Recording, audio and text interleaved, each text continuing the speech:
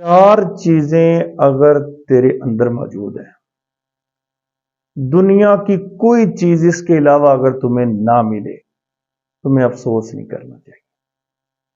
ये मैं नहीं कह रहा, बल्कि प्यारे आका सल्लल्लाहु अलैहि वसल्लम फरमा रहे।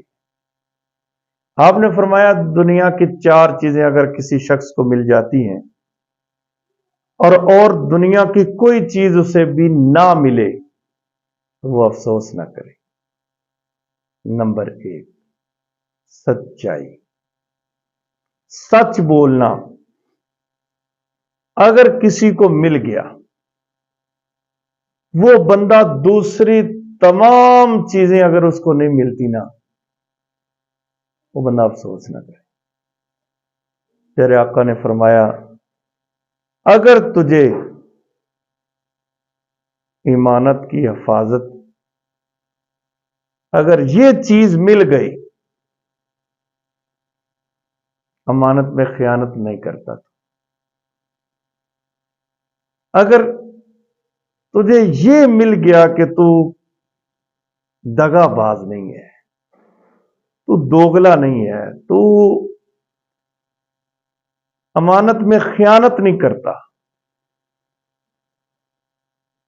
तो फरमाया इस शख्स को तमाम चीजें मिल गई और चीजों पे अफसोस ना करे। और तीसरे नंबर पर प्यारे आका ने फरमाया, हुस्ने खुल्क, अच्छा अखलाक। अगर किसी शख्स को यह मिल गया तो उसका अखलाक बड़ा अच्छा है, दुनिया की कोई चीज उसे ना मिले, वो खुश हो जाए इस बात पे कि अल्लाह ने मुझे अच्छा अखलाक दे दिया। और चौथे नंबर पर फरमाया, पाकीज़ा खाना। अगर किसी शख्स को हलाल की कमाई मिल जाए,